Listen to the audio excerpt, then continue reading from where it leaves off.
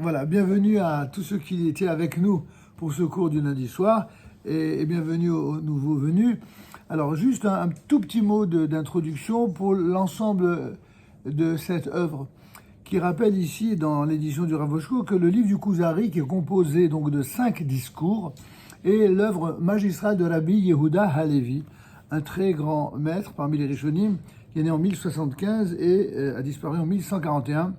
Cette œuvre nous est présentée, commentée ici par le Rav Shaul David Bochko, qui est un des grands Rashi Yeshivot en Israël, et cela sous une forme à la fois simple dans le langage, qui est exprimé en français, mais très profonde au niveau des idées. C'est-à-dire que ceux qui ont étudié, comme nous l'avons fait autrefois, en hébreu, on voit bien que c'est quelque chose de profond et de merveilleux, mais c'est très difficile. Et le problème, c'est que on a pensé à l'époque naïvement que en prenant une traduction française, ce serait plus simple. La seule traduction française connue à l'époque, c'était celle du grand rabbin Toiti, qui était l'un de mes maîtres d'ailleurs à l'école rabbinique, qui était un très grand érudit, mais bien qu'il a fait œuvre très docte et de façon très scientifique, mais malheureusement, malgré ce travail savant qu'il a produit de manière extraordinaire, on revenait un peu bredouille quand on lisait, et pourtant on était déjà très ouvert à cela. Il a fallu qu'on étudie le texte en hébreu avec les commentaires en hébreu pour commencer à comprendre. Et le mérite, et non des moindres, du Rav Bochko, ça a été de rendre tout simplement audible un contenu sur des choses difficiles, mais à la portée de tous. C'est pourquoi j'ai choisi depuis déjà 1 an de faire ce cours suivi et que nous allons évidemment poursuivre. Nous sommes déjà dans le deuxième tome. C'est une œuvre qui est devenue évidemment classique dans le judaïsme pour ceux qui étudient, qui remonte pour sa rédaction au Moyen-Âge, qui reste fondamentale pour comprendre la foi ardente et intime de la tradition juive, de la tradition d'Israël. Ce deuxième discours exprime la centralité de la terre d'Israël dans le judaïsme. Pendant très longtemps, on a pensé que le judaïsme, c'était rien d'autre, paradoxalement, qu'une forme de christianisme bis. Je dis paradoxalement parce que le christianisme est évidemment arrivé après le judaïsme. Donc finalement, qu'est-ce que serait le judaïsme ? Ce serait un christianisme juif dans les synagogues. Et pour beaucoup de juifs, le judaïsme se réduit à la naissance, les prières de la naissance, donc la brit mila, ce que d'aucuns appellent la circoncision, ou la nomination des filles, et puis la bar mitzvah, ou le bar mitzvah, n'est-ce pas, le mariage, et puis l'enterrement. Voilà. C'est-à-dire que la vision chrétienne de la vie religieuse, c'est uniquement les moments clés ou symboliques des étapes de la vie juive. Alors que dans le judaïsme traditionnel, la vie juive, c'est la vie qui accompagne chaque seconde de notre existence, depuis la naissance jusqu'à la mort. On n'est pas juif uniquement pour sa bar mitzvah, pour son mariage et pour son enterrement. On est juif chaque jour et chaque nuit de son existence. Et pour cela, il y a une étude à faire qui nous permet d'accompagner cette réalité, d'en prendre acte, et pas simplement au plan individuel, auquel cas on ferait du judaïsme une simple religion comme le christianisme ou l'islam. Il s'agit d'une Torah, la Torah d'Israël, où la notion même de nation et de centralité de la terre d'Israël est un des messages clés de la Torah, dont malheureusement une partie du peuple juif s'est désaccoutumée avec l'exil, mais la grandeur de Rabbi Yehuda Halevi a été justement de raviver cette flamme alors qu'il vivait lui-même en Espagne, dans la fameuse Espagne catholique et particulièrement antisémite, cette Espagne qui conduira notamment à, comme vous le savez, à l'expulsion des Juifs d'Espagne. En tout cas, on verra ici dans ce deuxième discours qu'il y a immanquablement une centralité de la terre d'Israël dans la totalité des commandements de la Torah. Et cette notion prend sa source dans la compréhension que Dieu n'a pas abandonné l'univers après la création. Contrairement à ceux qui prétendent, Dieu a créé le monde et puis après il a dit aux êtres humains, débrouillez-vous. Non. Il y a, ce que disait tout à l'heure, une politique divine dans l'histoire. Et donc Israël, c'est l'endroit de sa présence.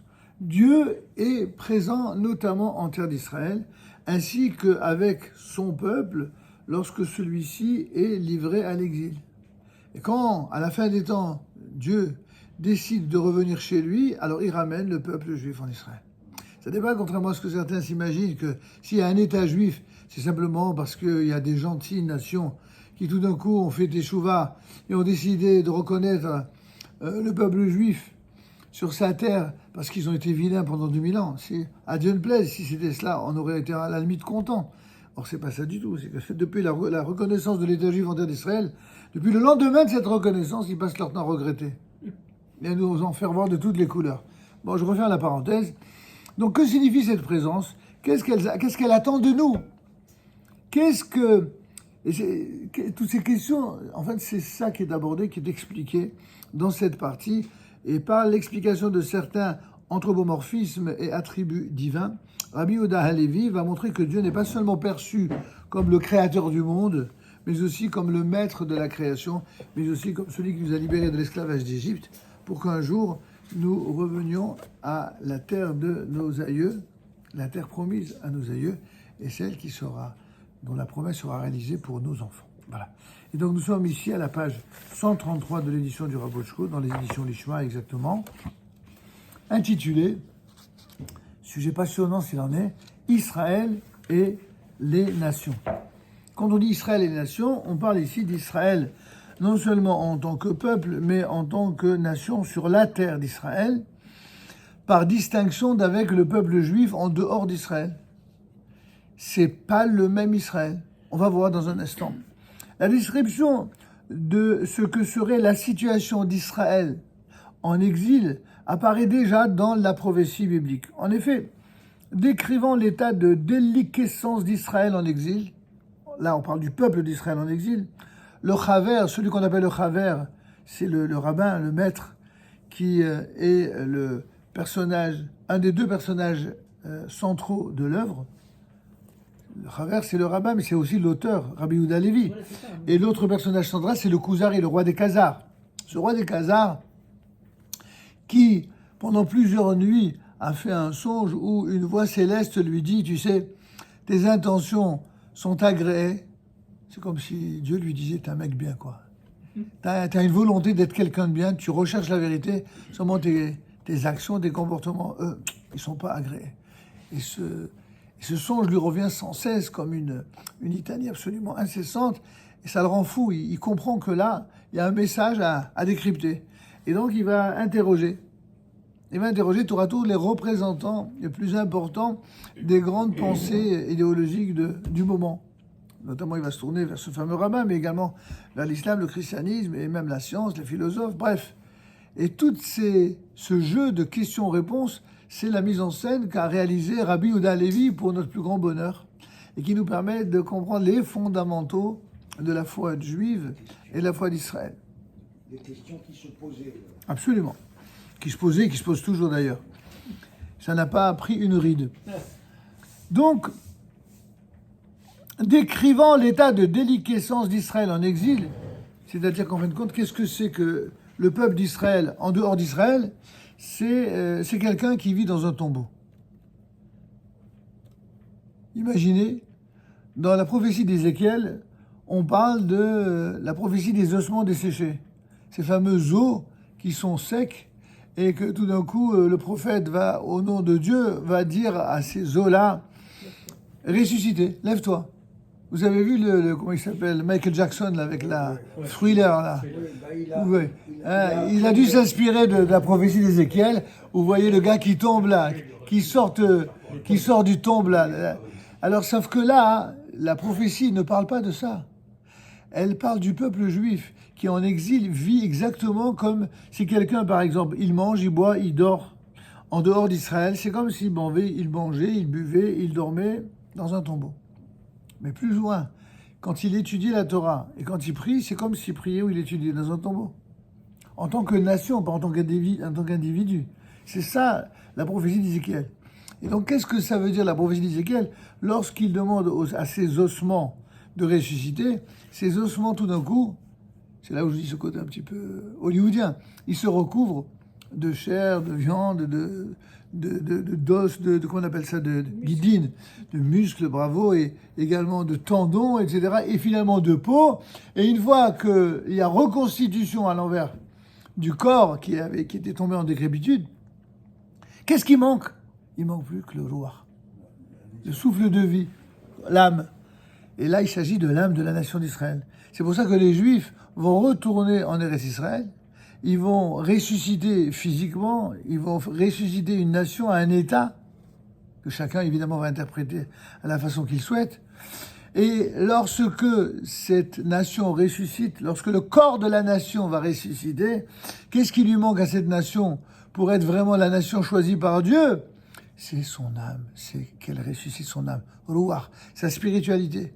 Et c'est pourquoi il y a tant de Juifs qui sont à la base, au moment de la résurrection nationale du peuple juif sur la terre d'Israël, des Juifs qui sont très loin de la Torah et des mitzvot, pour ne pas dire païens pour certains, à ce point, et qui finalement, seulement 2-3 générations après, bon, certains ils ne se sont pas rangés avec le temps, mais beaucoup ont fait des changements absolument considérables. Et plus on avance, et plus on voit que les générations se suivent et ne se ressemblent pas du tout.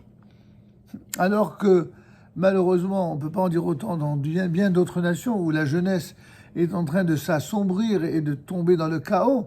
Là-bas, malheureusement, en dépit ou grâce, j'en sais rien, des guerres, eh bien, on voit que tout d'un coup, même ceux qui étaient dans la jeunesse, ceux qui avaient des idéaux idéologiques les plus vils, tout d'un coup, eh bien, ils comprennent des choses qu'ils ne comprenaient pas avant. En tout cas, nous y revenons, ce n'est pas aux morts que nous pouvons être comparés, mais aux malades si affaiblis que les médecins l'ont condamné et qui s'en remet pour sa guérison à un miracle qui basculerait les lois de la nature. En effet, combien de fois les nations n'ont-elles pas prédit notre extinction, notre disparition, notre massacre, notre exécution, notre Shoah? Pendant des siècles, ils n'ont fait que ça. Ils étaient comptables de notre perte. Pas seulement prévu. Ils l'ont organisé, en effet, vous avez raison.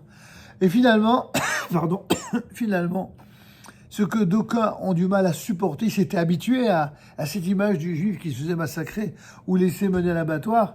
Tout d'un coup, ils voient un État juif qui renaît de ses propres cendres et qui devient une nation que d'aucuns appellent la nation start-up. Les autres sont fiers de ses prouesses sur le plan scientifique, économique, militaire. Et on oublie ces prouesses spirituelles. C'est même celles dont on sera le plus fier dans quelques temps. Mais il y a encore du boulot, beaucoup de boulot. Alors c'est pour ça que vous êtes là. C'est pour qu'on contribue les uns et les autres à cela. Mais on est mort. Mais non. On est dans la tombe, là. Non, on n'est pas dans la tombe. On est en phase de résurrection, justement. Ah, c'est tout l'intérêt. Nous apparaissons peut-être comme une nation. Nous apparaissons peut-être comme une nation morte. C'est ça qu'il dit. Mais en vérité, la nation d'Israël est toujours vivante.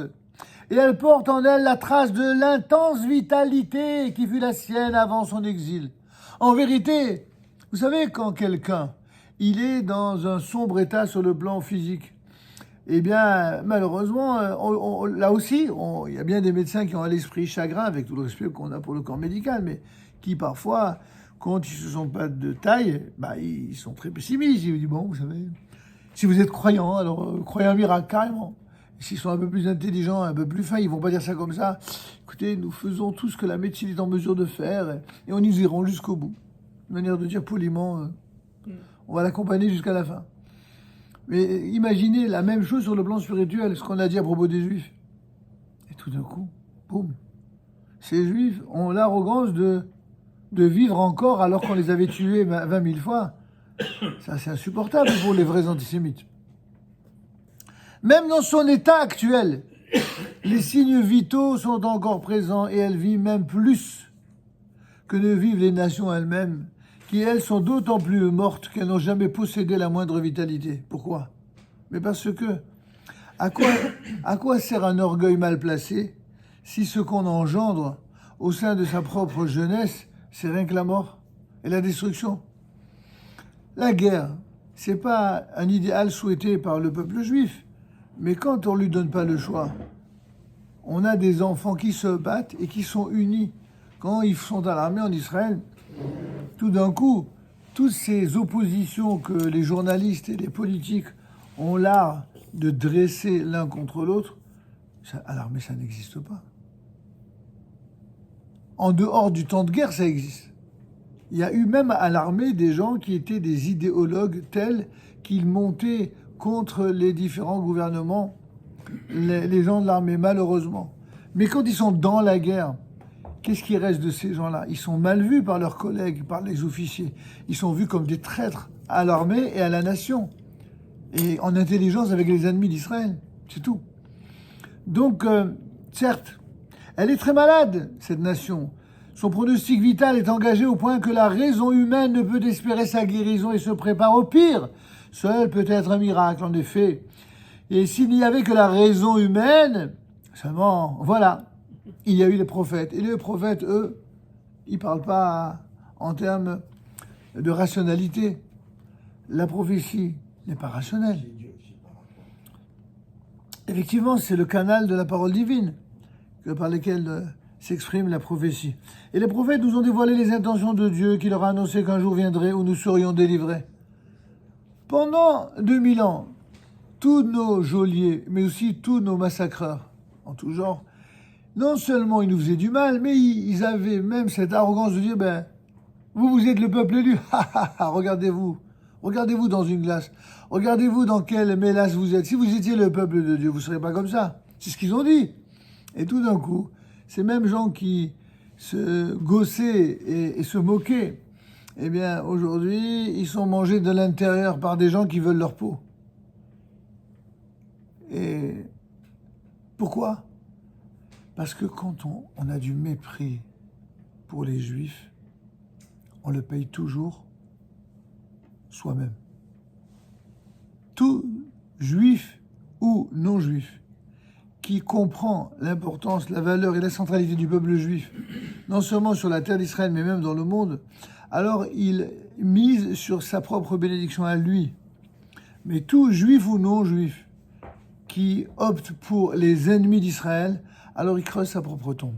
Si Dieu nous a laissé moisir quelque temps dans le tombeau de l'exil, c'est pas pour qu'une fois ressuscité, on puisse retourner dans la tombe. Certainement pas. Au contraire. Et donc, nous n'avons donc, nous, quand on raisonne avec les prophéties, aucune raison de perdre espoir. Bien au contraire. Pour expliquer au roi des Khazars l'état réel du peuple d'Israël, le Chaver a recours au discours prophétique. Il cite d'abord la fameuse prophétie d'Ézéchiel dont je vous parlais tout à l'heure. Il est dit dans l'Écriture, en Ézéchiel 37, 3, chapitre 37, verset 3, « Ces ossements pourraient-ils revivre ?» C'est ce dont je vous parlais tout à l'heure. Puis le prophète Isaïe, déclarant à propos d'Israël qu'il est sans beauté et sans éclat, comme quelqu'un devant qui on se cache la face. Il précise que son physique est hideux, son aspect est laid, semblable aux immondices dont la vision répugne aux hommes et dont ils se détournent. Et il ajoute, méprisé et rebut de l'humanité, homme de douleur et accoutumé à la maladie. C'est une drôle de manière d'exprimer la réalité du peuple juif. Alors on en vient à expliquer que signifie cette fameuse vision des ossements desséchés d'Ézéchiel, comme je vous en parlais tout à l'heure. Le verset « Ces ossements pourraient-ils revivre ?» c'est la question que Dieu va poser au prophète. Et évidemment, le prophète, il est surpris. Il dit quoi? Toi, Dieu, c'est toi qui fais la pluie et le beau temps. C'est toi qui donnes la vie et la mort. Et tu me dis à moi, est-ce que ces ossements peuvent revivre? Alors, cette expression-là, elle est extraite de la vision d'Ézéchiel dite des ossements desséchés. Il s'agit d'une prophétie qui compare le peuple d'Israël en exil à des ossements desséchés, privés du souffle de vie que le Saint béni soit-il fera sortir de leur tombe, rendra à la vie et fera monter au pays d'Israël. C'est dit d'une autre manière, ce que je vous ai déjà dit tout à l'heure. Le chapitre 37 du livre d'Ézéchiel raconte que Dieu transporte le prophète dans une vision. Il le dépose dans une vallée pleine d'ossements desséchés et lui demande « Ces ossements pourraient-ils revivre ?» Dieu lui ordonne ensuite de prophétiser au sujet de ces ossements et de leur dire « ossements desséchés, écoutez la parole d'Hachem. Ainsi parle le Seigneur Dieu à ces ossements. Voici que je vais amener en vous un souffle et vous revivrez. Donc vous qui étiez dans la tombe de l'exil, vous allez redevenir le corps d'une nation ressuscitée. C'est ça que ça veut dire. Ézéchiel décrit ensuite comment les ossements se rapprochent les uns des autres. Comment sont-ils pénétrés d'un souffle de vie et se dressent sur leurs pieds en une multitude extrêmement nombreuse. Puis Dieu dit à Ézéchiel, « Fils de l'homme, ces ossements, c'est toute la maison d'Israël. » C'est vrai, c'est pas de l'interprétation, c'est le texte lui-même qui le dit. Ces ossements, hein, en vérité, représentent quoi? C'est toute la maison d'Israël, tout le peuple d'Israël. Les voici qui disent, « Nos os sont desséchés, notre espoir est perdu. C'en est fait de nous. » On est foutus, on dirait vulgairement aujourd'hui.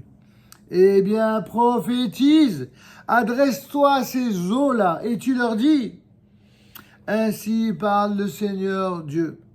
Voici que j'ouvre vos tombeaux, et je vous ferai remonter de vos tombeaux, ô mon peuple. » Si j'osais un humour un peu léger, fini le dégât des eaux.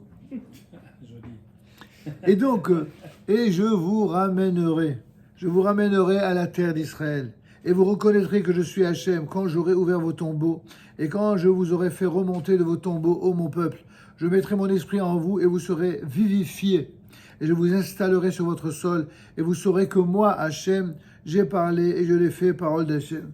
Aujourd'hui, alors je ne parle même pas des ennemis d'Israël qui voient tout de travers, mais même les Juifs, même au sein du peuple d'Israël, en fonction des visions religieuses, anti-religieuses, sionistes, non sionistes, chacun il a une manière de sonder la réalité et l'actualité d'Israël selon son regard. Mais quand on compare tout ce qui est dit, tout ce qui est analysé, à ce que le prophète lui-même dit, il n'y a pas photo. Ces prophéties, c'est une claque à qui? D'abord, c'est une claque à tous les antisionistes, qu'ils soient juifs ou non juifs, qu'ils soient religieux ou non religieux.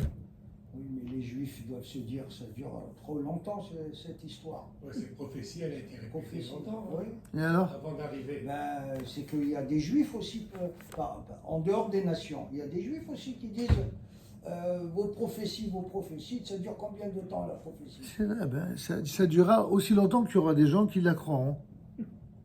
Et ceux qui n'y croiront pas, eh ben, ils seront enterrés avant, il n'y a pas de problème. S'ils se rassurent, ça ne les concernera pas.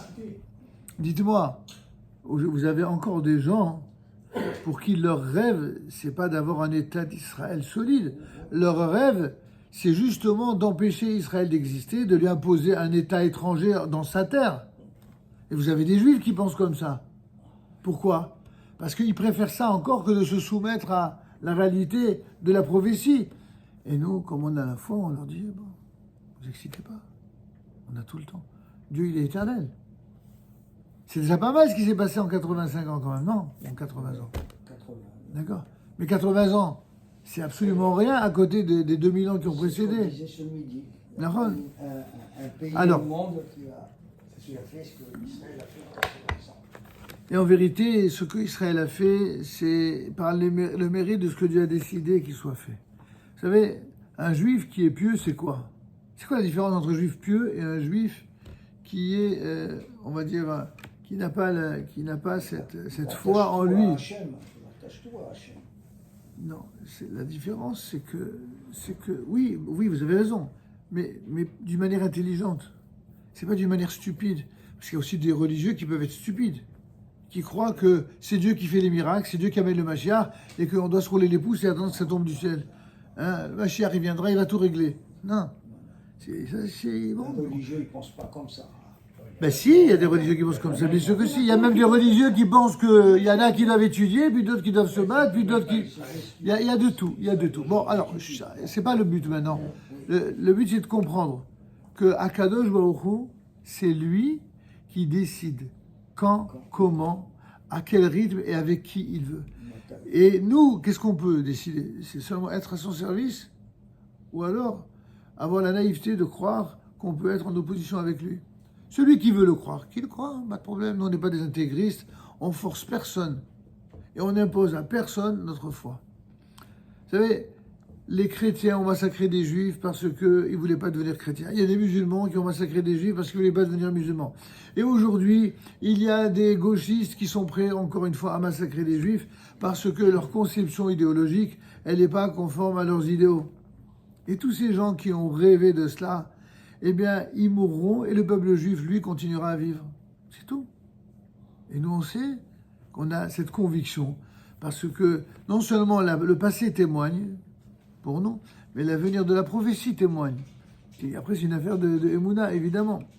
Alors, on va continuer et terminer également. On peut s'asseoir et attendre que ça arrive aussi. Mais non, justement. C'est exactement le contraire de ce que... C'est exactement le contraire de ce que dit le Kuzari.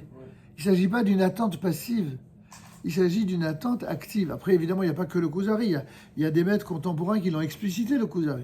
Le Rav Kook, le grand Rav Kook, a expliqué dans ses fameuses Orot que ce qui dépend et relève de la volonté d'Hachem, comme on l'a dit, Dieu il décide ce qu'il veut, comme il veut, et comme il l'a annoncé à travers la bouche des prophètes. Maintenant, qui va décider d'être ou pas l'instrument de Dieu? C'est soit nous qui allons au devant de la volonté d'Hachem et qui nous portons volontaires, exactement comme quelqu'un qui est volontaire pour accomplir une mission, soit Dieu fait une sorte de mise en scène internationale et tout d'un coup, il oblige les Juifs à comprendre que leur planche de salut, c'est de prendre part à ce que Dieu attend d'eux, sans quoi ils seront pris en sandwich entre toutes les nations qui continueront à soutenir des terroristes et à leur souhaiter des condoléances avec des manifestations de surface. Pourtant, c'est Dieu qui a désigné Moïse, qui ne voulait même pas y aller. Oui, et alors? Donc, il y a des moments où c'est... Enfin, il y a des moments où Oui. c'est Dieu qui décide Absolument. du chef. Tout à fait. Personne ne dit le contraire, évidemment. Mais Dieu, il fait ce qu'il veut. Dites-moi, est-ce qu'un patron, même humain, il attend qu'on lui demande l'autorisation pour prendre des décisions? Est-ce qu'il prend les décisions quand il juge? C'est quoi un responsable? Un responsable, c'est celui qui n'a pas besoin qu'on lui demande la chose. Dieu, qui est le plus responsable de tous les responsables, le plus créateur et le plus divin, c'est lui qui décide. C'est ce que je disais tout à l'heure. Ce qu'il veut, comme il veut, quand il veut. Quand Dieu a voulu que les Juifs restent en dehors d'Israël pendant des siècles, c'est parce qu'il considérait que le moment n'était pas encore venu, que les Juifs n'étaient pas encore prêts à cela. Il fallait qu'ils passent par les tourments de l'exil, et même si ça nous a coûté terriblement cher. Et quand Dieu a décidé que le moment était venu, il n'y a aucun monarque et il n'y a aucun juif ou non-juif qui a pu empêcher cela. Ni religieux, ni non-religieux. Souvenez-vous, quand Akadosh Baruch Hu a décidé que le moment était venu pour les Juifs de revenir en Israël, d'abord, les premiers qui ont compris ça, c'était des religieux, contrairement à ce que l'on prétend. Les premiers aliyot, c'est des Juifs religieux. Que ce soit les aliyot d'Ashkenaz, des élèves du Gaon de Vilna ou les élèves du Baal Shem Tov, c'était des orthodoxes, c'était des gens religieux. Et quand c'était les aliyot de Juifs d'Irak ou du Yémen ou même d'Afrique du Nord, c'était des Juifs religieux. Ils étaient en Afrique du Nord. Ils ne s'appelaient pas orthodoxes parce que c'est un concept chrétien. L'orthodoxie, c'est pas un concept juif à la base. Mais les Juifs, qu'ils soient du Maroc ou de Tunisie ou même d'Algérie, à l'époque, quand ils sont montés en Israël, c'est parce qu'ils avaient la foi dans ce que c'était la terre promise par Abraham et Isaac et Jacob. En d'autres termes, quels sont ceux qui ont été les premiers avant-gardistes des Aliyot? C'était Davka, ceux qui étaient de la Torah. Or, paradoxe, au moment où les conditions sont réunies, au moment où on est au pire instant de sa réalisation, de sa concrétisation, qui est-ce qui va finalement organiser le retour? C'est Davka, des gens qui sont loin de la Torah et des mitzvot. On a déjà expliqué dans le Em Abani Smacha qu'on a étudié ensemble que c'est Dieu aussi qui a décidé que ce soit justement des non-religieux qui soient à l'origine de la création de l'État d'Israël. Parce que si ça avait été des religieux, l'État d'Israël serait mort-né. Ces mêmes nations qui nous ont exterminés pendant 2000 ans, ils auraient empêché Israël d'exister. Parce que pourquoi ils nous exterminaient pendant des siècles? C'est parce qu'ils ne voulaient surtout pas admettre et accepter que nous sommes le peuple élu de Dieu. tous les antisémites nous ont toujours ricané en disant « Ah, c'est ça le peuple élu, tiens, à mon œil. » Ils sont tellement élus, regarde ce qui leur arrive. Et c'est exactement ce que font les antisémites jusqu'à aujourd'hui. Ils sont à l'origine de tous nos tourments et de tous les antisémitismes et de tous les antisionismes et antijudaïsmes. Et une fois qu'ils ont fait tout ça en disant, vous voyez, pour qui ils se prennent? Ils se prennent pour le centre du monde, ils se prennent pour le peuple élu, mais regardez-les. Ils sont haïs de partout. Ils organisent la haine et ils disent qu'ils sont haïs. Hein, on a un parfait, n'est-ce pas, mélange explosif du parti antisémite de France bien connu. Donc, ce que je veux dire, c'est que cette grille de lecture, elle est voulue par Dieu lui-même. Parce qu'au début, il fallait que ça se passe comme l'a prévu la prophétie. Il fallait que les Juifs qui créent cet État, justement, ne soient pas des religieux, soient exactement des ossements desséchés, vidés de substance, vidés de spiritualité. Et après, une fois que l'État existe, alors la spiritualité arrive. Pourquoi il y a tous ces tourments et ces oppositions, ces manifestations et contre-manifestations d'Israël aujourd'hui? C'est parce qu'il y a des gens qui disent quoi? L'État d'Israël, c'est nous. Comment? Les religieux? Ils ne comprennent pas. L'État d'Israël, c'est ni les religieux ni pas les religieux. L'État d'Israël, ça doit être l'État du peuple d'Israël uni. Il y aura toujours différentes visions à l'intérieur du peuple juif. Il y aura différents niveaux. Mais c'est l'unité du peuple, comme dans une famille. Dans une famille, vous avez tous les styles. Vous avez des gens brillants, des gens qui sont un peu simples, pour ne pas dire simplés. Vous avez des gens qui sont doux, puis d'autres qui sont agressifs, des grands et des petits, et des gros et des maigres. Vous avez de tout. Et dans le caractère, la même chose. Et si vous êtes vraiment quelqu'un qui avait du cœur et une âme, eh bien, vous rejetez personne dans la famille. Vous les acceptez. Sauf que là, quand s'en mêle l'idéologie, c'est compliqué, ça complique les choses. C'est dur d'aimer quelqu'un qui vous hait. Nous, on a la haine pour aucun juif. Nous, on a de la haine que pour ceux qui veulent détruire le peuple d'Israël. Ça, oui. On l'assume totalement. Mais ceux qui ne veulent pas nous détruire, qu'ils soient juifs ou non juifs, on n'a pas de haine. On est en désaccord. On peut considérer qu'il est dans l'erreur. Mais on n'a pas de haine. Il y a des gens qui sont nourris que par la haine. La haine, la haine, la haine. Et il y a des idéologies de haine. Avec cette idéologie-là, hein, c'est compliqué de s'entendre. Même quand il s'agit des gens de la famille. On a beau, c'est difficile d'aimer à sens unique. Dans un couple, un homme doit aimer sa femme et sa femme doit aimer son mari. S'il y en a un qui se plaint toujours de l'autre, qui est jamais content, qui est toujours en train de critiquer, en train de râler, en train de taper, c'est difficile. On peut aimer, on peut supporter beaucoup de choses, mais à un moment donné, ça complique les choses. Il faut apprendre à vivre ensemble. Il faut apprendre à s'aimer même avec des idéaux différents. C'est un apprentissage. C'est ça aussi la Torah. Et donc, ce que nous dit ici le Chaver, il ne se contente pas. Nous sommes à la page 135 en haut. Le Chaver ne se contente pas. Le Chaver, je répète, c'est Rabbi Yehuda Levi, hein, le rabbin qui a rédigé l'œuvre. Le Chaver ne se contente pas de la vision des ossements desséchés d'Ézéchiel. Il cite encore des versets du livre d'Isaïe. Peut-être est-ce dû au fait que la prophétie d'Ézéchiel décrit le peuple d'Israël comme des ossements desséchés dans un souffle de vie alors qu'il était mort, mais semblable à un malade à l'article de la mort. Il est néanmoins toujours vivant. Enfin, il était considéré comme mort, un petit peu comme quelqu'un en termes médicaux qui serait en mort clinique. Mais quelqu'un qui est en mort clinique, il n'est pas complètement mort. C'est juste qu'il a l'écran plat, vous savez bien, mais le cerveau, il fonctionne peut-être, le cœur, il y a encore des oscillements, d'accord? Bon, des oscillations. Alors, il est néanmoins toujours vivant. Et ce qui correspond bien à la teneur de la prophétie d'Isaïe. La prophétie d'Ézéchiel, elle non plus, ne contredit pas les propos de la Bible de Lévi, puisqu'elle décrit le processus extraordinaire de la résurrection du peuple d'Israël, qui se relève pour ainsi dire et ressuscite du non-être absolu. Le prophète ne dit d'ailleurs pas autre chose. Ils disent, nos os sont desséchés, que notre espoir est perdu. Pour pouvoir parler d'eux-mêmes, dire d'eux-mêmes qu'ils sont morts, il faut bien qu'en quoi que ce soit, ils soient tout de même vivants.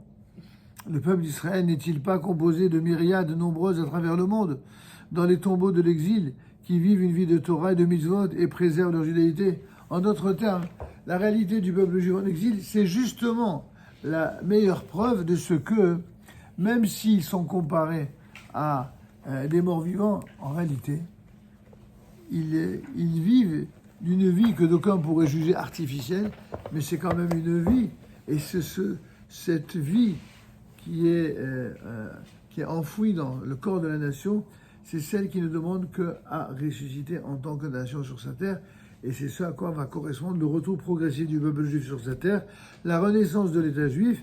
Et chaque fois que le peuple juif revient sur sa terre et qu'il reprend possession de la terre qui a été spoliée par les ennemis d'Israël, eh bien le peuple d'Israël devient plus fort et plus grand. D'Israël devient plus fort, plus grand et plus protégé. On va s'arrêter pour aujourd'hui. Bonne soirée à tous et à la semaine prochaine.